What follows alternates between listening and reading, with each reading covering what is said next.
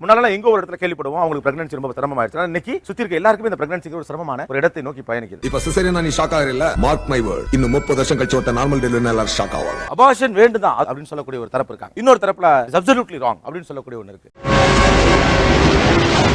நீ ஏதோ தப்பான ரூட்ல போறேன்னு நினைக்கிறேன். அபார்ஷன் ஏன் முக்கியமாகிறது இன்றைக்கு ஏன் அவசியமானதாக இருக்கிறது? சொன்னா தீத்துற போறியா? என்னால முடிஞ்சதை செய்யறேன், சொல்லுங்க. கரெக்ட்பா. பொண்ணுக்கு வந்து ஒருவேளை ஒரு 19 இயர்ஸ் 20 இயர்ஸ் அந்த மாதிரி இருக்கும்போது டியூ டு ஹெல்த் கண்டிஷன்ஸ் பண்ண வேண்டிய கட்டாயம். பெண்களுக்கு எதிராக குற்றம் நடந்து கொண்டிருக்கிறது. புத்தகம் சுமக்க வேண்டிய வயதிலே பிள்ளையை சுமக்கலாமா? ஹஸ்பண்ட் வைஃப் ரெண்டு பேருமே வந்து வேலைக்கு போற மாதிரி ஒரு சூழ்நிலை ஆயிடுது. ஒன்னு போதும், அந்த ரெண்டாவது வந்து தெரியாம அவங்களே அறியாம உண்டாயிட்டாலும் இந்த வீட்ல இன்னொரு குழந்தை ஓடி ஆடி விளையாட போகுதுடி. அதுதாண்டி ஆத்தாளோட மகிமை. குழந்தைய பாத்துக்கிறதுக்கு ஆள் இல்ல, நம்ம வந்து ரொம்ப கஷ்டப்படுவோம் அப்படிலாம் யோசிச்சும் வந்து சிலர் வந்து இந்த மாதிரி போறாங்க. எனக்கு இந்த குழந்தை வேணாமா? இந்த குழந்தை நான் பெத்துக்க தயாராவே இல்ல. மறுபடியும் பால் கொடுத்து தூங்க வச்சு குளிப்பாட்டி கழுவி விட்டு ஐயோ என் உடம்புல தெம்பே இல்ல. இப்ப இங்க இருக்கவங்க எத்தனை பேர் வீட்ல 2 குழந்தைகள் இருக்கு? ஒரு குழந்தை இருக்குது எத்தனை வீடு? ஆல்மோஸ்ட் ஈக்குவலா இருக்கு. இந்த சைடுல எவ்வளவு பேர் வீட்ல 2 குழந்தைகள் இருக்கு? ஒரு குழந்தை நம்ப முடியலங்க. ஒரு வீட்டுக்கு ஒரு குழந்தை தான் இருக்கா நம்ம வீடுகள்ல. அவநம்பிக்கை வேண்டாம், நம்புங்க. சொசைட்டிலே ஒரு குழந்தை போதுங்கிற மனநிலைக்கு நம்மளே வந்துட்டோங்கிறது தான் எனக்கு பெரிய ஷாக்கிங்கா தான் இருக்குது. நான் அப்படியே ஷாக் ஆயிட்டேன். ஒரு டவுட், பொண்ணா பிறந்துருச்சுன்னா என்ன பண்றது? கட்டி கொடுக்கணும், சம்பாதிக்கணும், காசு இல்ல, பிரச்சனை, வீண் சஞ்சலம், பயம்.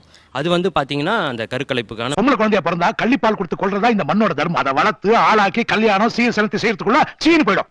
ஆண் பிள்ளையாக இருக்கும் என்று ஆசைப்பட்டு ஒரு கருக்கலை நடக்குது. அப்புறமா இது பெண் பிள்ளையாக இருக்குமோங்கிற சந்தேகத்துல கருக்கலைப்பு நடக்குது. ஓஹோ, பெண் குழந்தைங்கன்னா உங்களுக்கு அவ்வளவு கேவலமா போச்சா? அப்போ பரவலாயிருச்சு தானே அர்த்தம். ஏதோ ஒரு உசிலம்பட்டி சும்மா நம்ம தொடர்ந்து அடையாளம் கட்டிட்டு மட்டும் இல்ல, பெருநகரங்களில் தொடங்கி எல்லா இடங்களிலும் கண் முன்னால் கருக்கலைப்பு நடந்து கொண்டே இருக்கிறது. நாடு எங்க சார் போகுது? நாடு நாசமா போகுது. உனக்கு என்ன பிரச்சனை? இப்போ விழிப்புணர்ச்சி இல்ல, செக்ஸ் எஜுகேஷன் கிட்ட இல்ல. அதனால சின்ன குழந்தைங்க அன்மேரிட் பிரெக்னன்சி இப்ப ஜாஸ்தி ஆயிடுச்சு. முதல்ல மாதிரி இல்லைங்க, இப்ப திரும்பிட்டான்.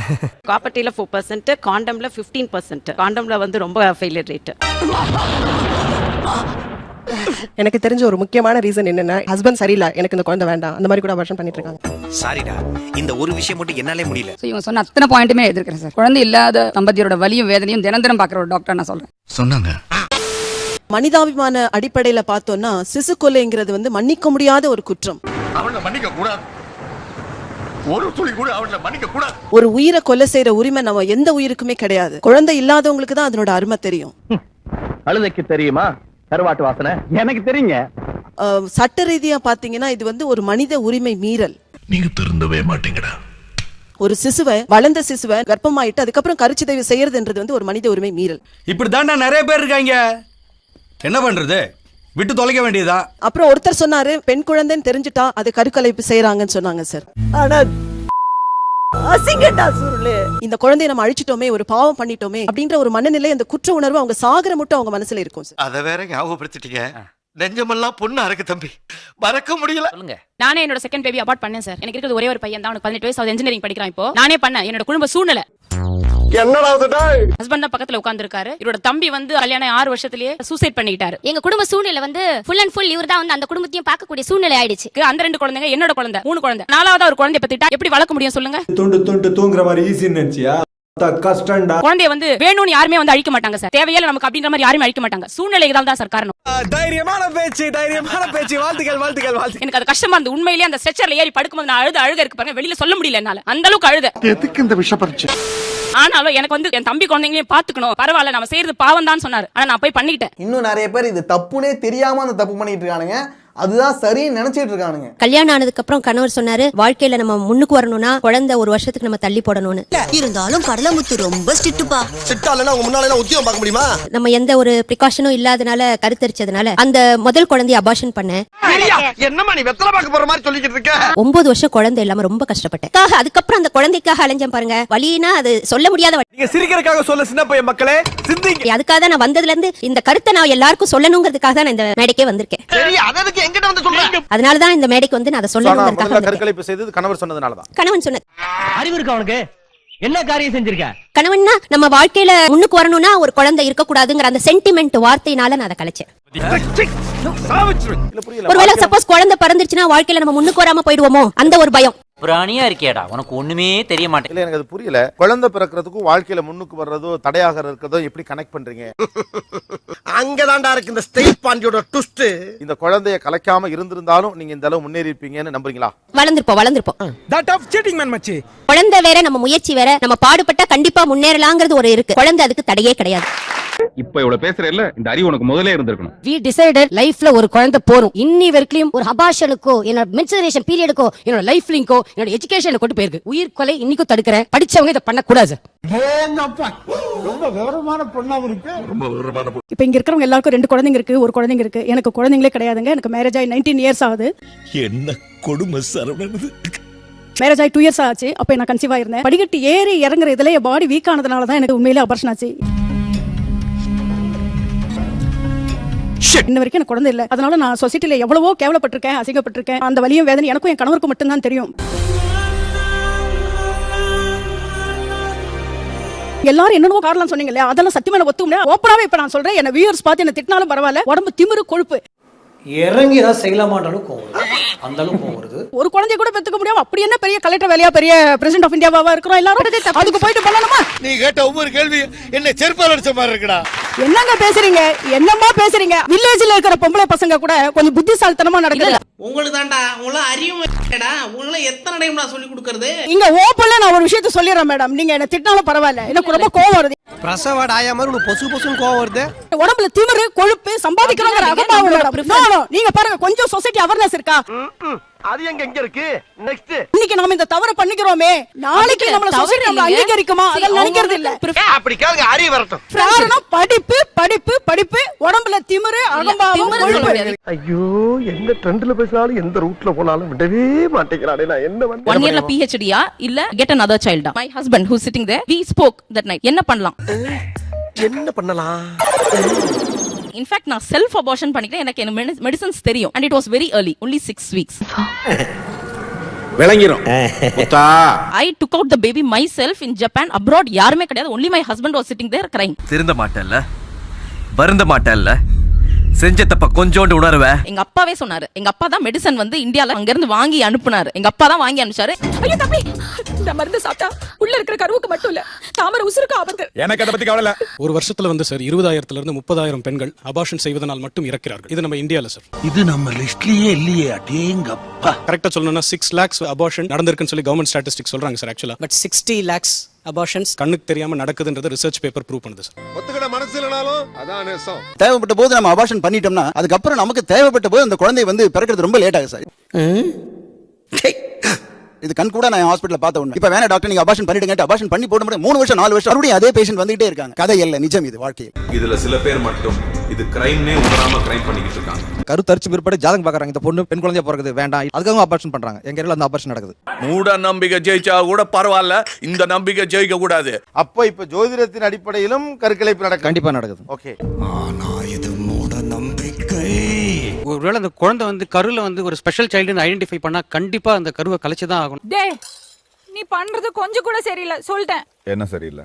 ஆக்சுவலா சார், நான் ஒரு குழந்தை வந்து ஒரு போட்டோ பாக்குறீங்களா, 29 இயர்ஸ் ஆகுது சார். அவனால எதுவுமே பண்ண முடியாது. அவனுக்கு கொசு கடிச்சா கூட சொரிய முடியாது. ஒரு நாள் ஃபுல்லா பாத்தீங்கன்னா வெட்டில எறும்பு ஏறி உடம்பு ஃபுல்லா எறும்புங்க. ஒரு எறும்பு வந்து நம்ம கடிச்சோட தாங்க முடியாது, பட் உடம்பு ஃபுல்லா எறும்பு.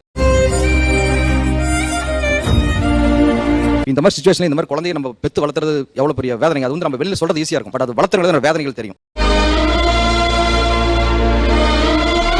யார் குழந்தை இது? இது வந்து நான் ஒரு அடாப்ட் பண்ணிருக்கேன் சார் 13 இயர்ஸா. ஓ, நீங்க அடாப்ட் பண்ணி வளர்த்துட்டு இருக்கீங்க. ஆமாங்க சார். இப்போ எப்படி இருக்காரு? இதே தான் இருக்காரு சார். நீங்க நல்லவையா.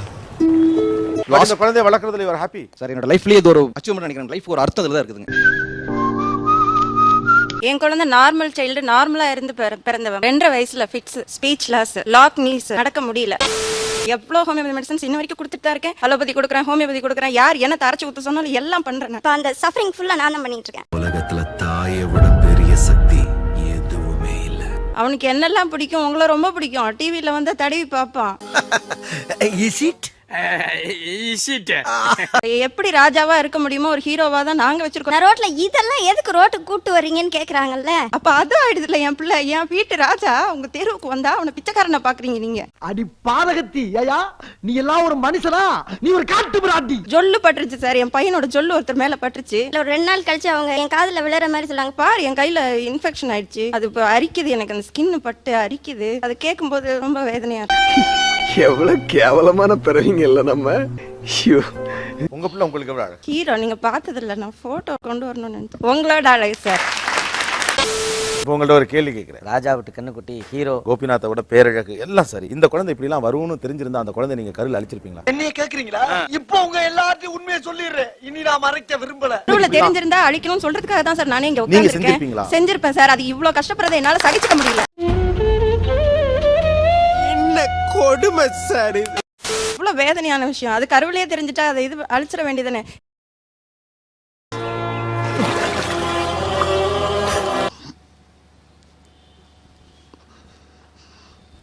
அழுகாம என்னையா பண்ண? ஒரு மனுஷன் வாழ்க்கையில சோகம் இருக்கலாம்.